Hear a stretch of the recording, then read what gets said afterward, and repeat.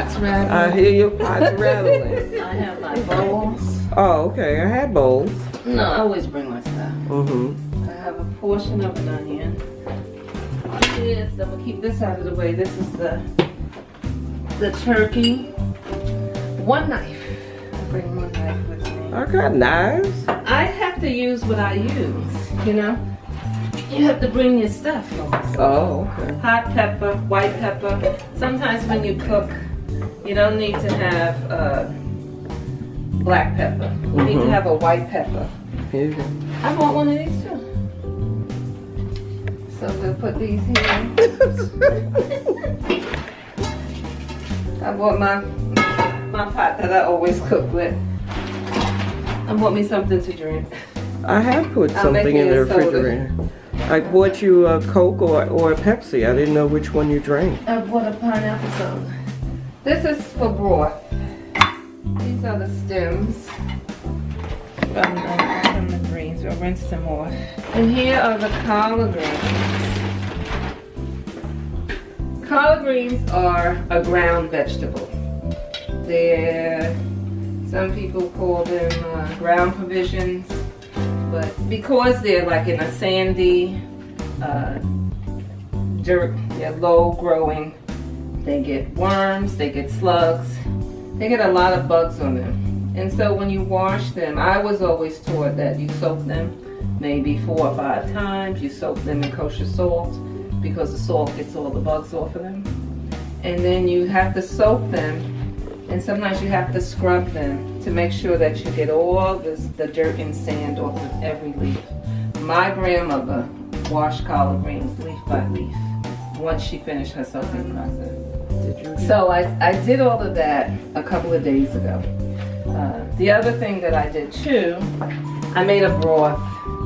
Some people cook their collard greens in pork, some people cook them in ham hocks, some people cook them in everything. And talking to my father said that I should do them with turkey necks. So a friend of mine, she's older, she said when you cook turkey, you have to cook turkey with a lot of onions. And a lady named Mother Wallace, she's living in New York, now she lives in Wilson, North Carolina. She said when you cook turkey wings, roast turkey, she said you need to cook them with a lot of onions because the onions take away that gaminess.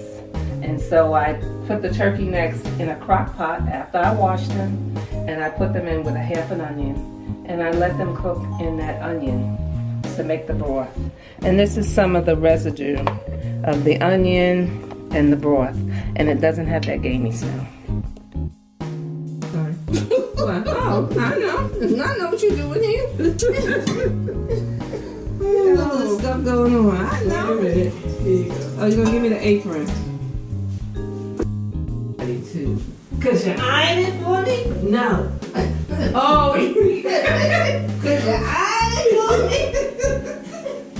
Cause you're I didn't know you were coming without your apron. I said I had one. I'm sorry. You want me iron? I worry. No, I'm just gonna. And then I'm gonna. Which burner you want to use? I want to use the back. I'm a back burner. Okay. All right. There you go here. I'm a back burner. Back burner, baby. Do you need it turned up higher? You don't need to cook anything on high heat. That's the whole thing. You know, some people think they need to cook things on high heat. You don't need to cook everything on high heat. Unless you're going to stand there and watch it. And if you ain't standing there and watch it, you don't need to cook it on high heat. So.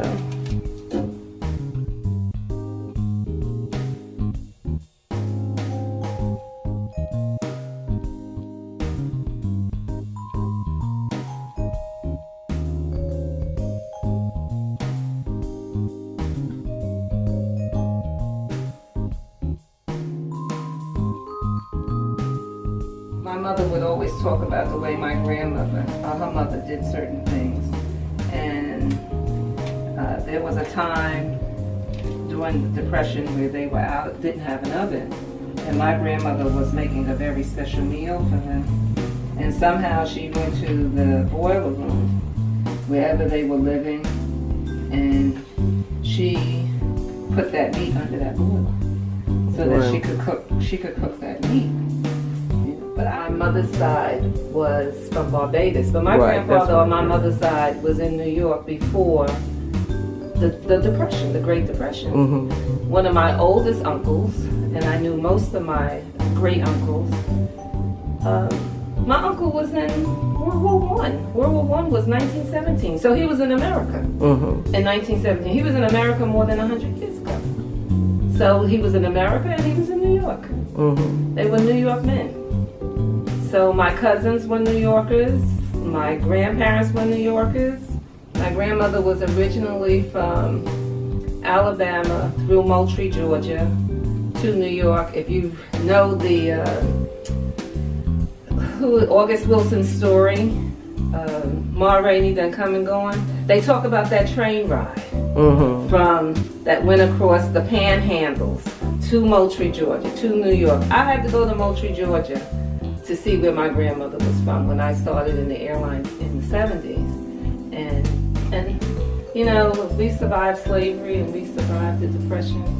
There's a lot that we can do as a community. There's really a lot that we can do.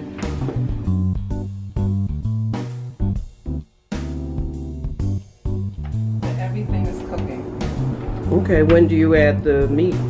Oh, you add the vinegar, you add some seasoning, you add everything when it's done. So we just have to wait. We got the vinegar. I have some cayenne pepper there. I have some white pepper here. I have some olive oil here.